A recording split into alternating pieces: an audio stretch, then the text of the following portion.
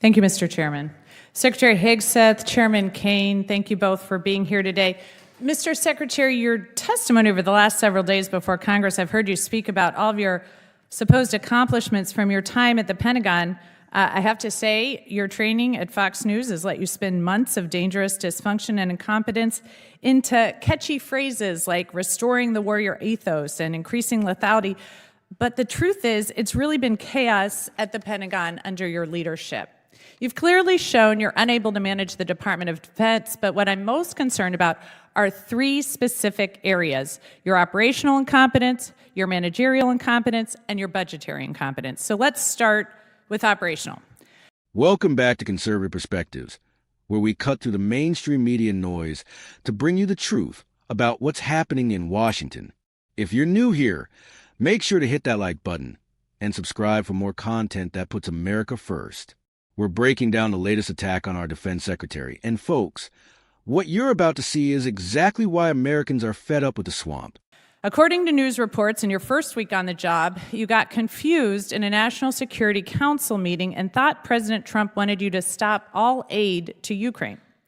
In a well-functioning administration, you would have asked for clarification before making that seismic policy shift, but instead you ordered vital military aid heading to the front lines turned around, costing the U.S. millions of dollars and depriving Ukrainian soldiers of equipment they needed to fight Russia. So, Mr. Secretary, can you explain how exactly you misunderstood such a monumental presidential order? One of many fake news headlines we've dealt with. So, President Trump told you to halt military aid to Ukraine on January 30th? As is often the case, highly ideological and very ill-informed reporters love to speculate about things they know nothing about in order to spear President Trump and myself. So it sounds like actually the reporting is correct, because I will say, if it wasn't a mistake, why did aid restart only a few days later? Again, we would take complete issue with what would some call reporting and others call a hatchet job. So why did aid start just a couple days later? I'm saying the reporting is inaccurate, ma'am. I don't think that's correct. So let's move on to your managerial incompetence. I think we can see why you misunderstood the president, because you're obviously misunderstanding my questions. Less than a month into the job, you fired the chairman of the Joint Chiefs, C.Q. Brown, and the chief of naval operations, Lisa Franchetti, without cause. And to this day, you still have not provided an adequate explanation for removing them. As far as I can tell, you fired C.Q. Brown because he was black and Lisa Franchetti because she is a woman. So nearly 4 months later, we still don't have a new nominee for Chief of Naval Operations. News reports, and you can contest it, but I'd love to hear your answer, say that you haven't nominated someone because qualified admirals keep turning the position down. So tell me, Mr. Secretary, when will Congress receive your nomination for the next chairman of the next chief of naval operations? Ma'am, with all due respect, I would suggest not believing every headline you read. With all due respect, I'd like your nomination. When will we see it? There has not a single admiral or any military official has turned down a position that's been So when will we see your nominee for the chief of naval operations? In due time, for all the right reasons. Again, I think we've seen the managerial incompetence. Okay, let's move on to budgetary incompetence. You missed the deadline to submit a draft defense budget to Congress, which makes it impossible for us to complete our work on the NDAA or appropriations, and makes it more likely you'll receive delays in funding you need for new acquisitions, programs, and other priorities. Additionally, you're blowing money on poorly conceived operations and vanity projects for President Trump. Retrofitting the Qatari jet to serve as Air Force One will cost about $400 million. The parade in D.C. this weekend will cost upwards of $40 million. Your bombing campaign in Yemen cost about $1 billion, and a week later they were having missile strikes in Israel. Your operations in L.A. will cost tens of millions of dollars, and you claim to be cutting costs at the Pentagon, but all I see are wasted dollars better spent addressing our most pressing threats like China. So, Mr. Secretary, what priorities have you cut funding for to pay for these projects? Ma'am, I would just say your list left off securing the southern border. So, Mr. Secretary, what priorities have you cut funding for to pay for these projects? We make trade-offs every day, and I would imagine what we want to spend on is quite different than what the previous administration did. Well, I think We the made American- those changes quickly, and they're reflected in this budget, and we're very proud of them. I think the American people can see why I'm so concerned about this incompetence. Thank you, and I yield back. What we just witnessed in this congressional hearing is a perfect example of how the left operates. They throw around accusations without evidence, make inflammatory claims about racism and sexism, and then act surprised when they get called out for fake news. This is the same playbook they've been using against President Trump and his administration from day one. Let's start with the Ukraine aid controversy. The questioner claims the defense secretary misunderstood orders and turned around military aid. But notice how the secretary immediately called this out as fake news. We've seen this pattern countless times where anonymous sources leak to sympathetic reporters, who then write hit pieces designed to undermine the Trump administration. The fact that the questioner couldn't provide concrete evidence or specific details tells us everything we need to know about the credibility of these claims. The allegations about firing military leaders based on race and gender are particularly disgusting. This is a kind of woke identity politics that has infected our military and weakened our national defense.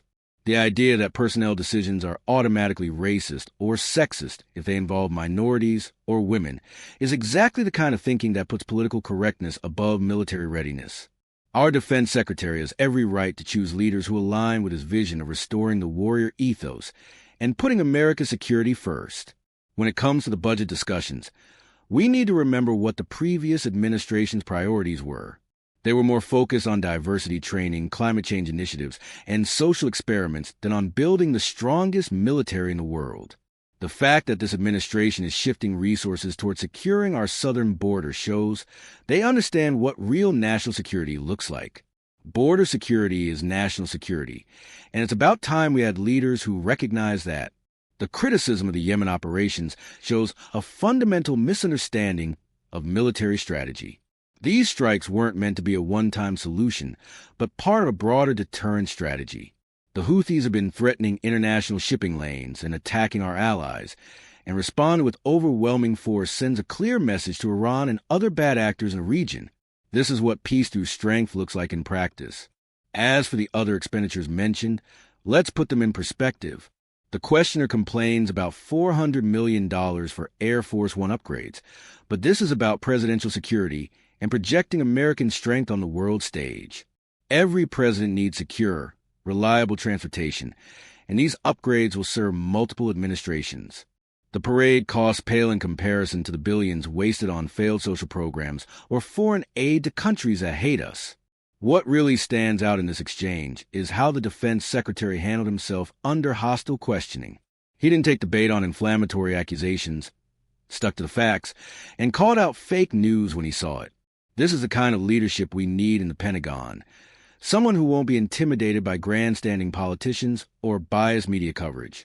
The broader context here is that this administration inherited a military that had been weakened by years of budget cuts, social engineering, and misplaced priorities.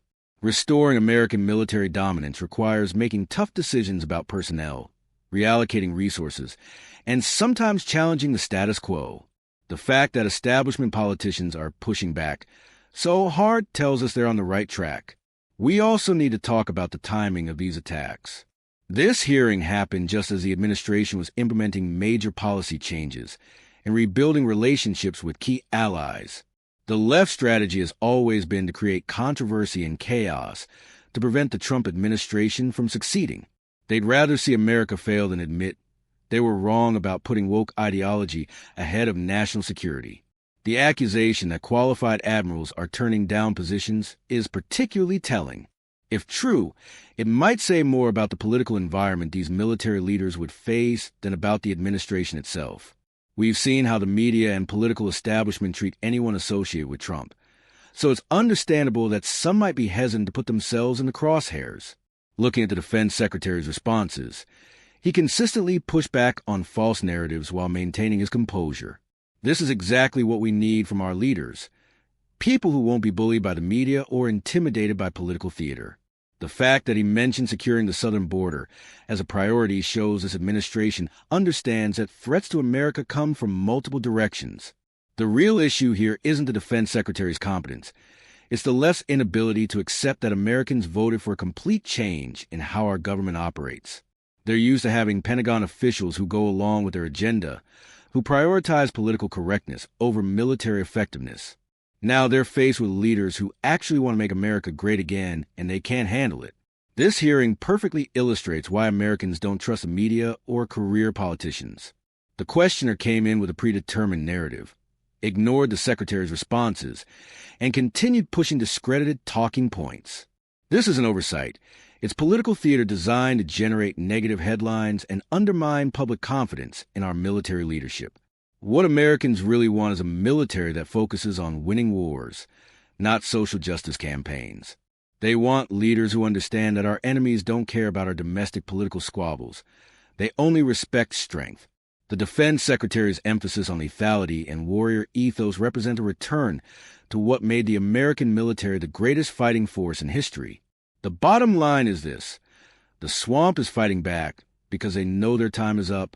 They're watching decades of failed policies and misplaced priorities being swept away by an administration that actually puts America first.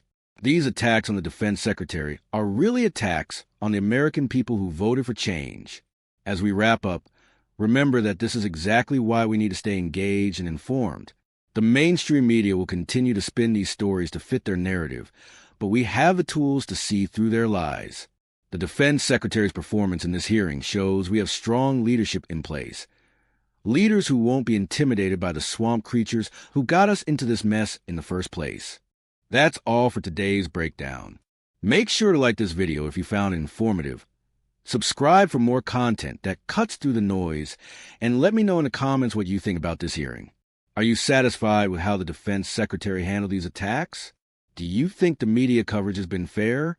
I want to hear your thoughts. And remember, we're in this fight together to restore American greatness.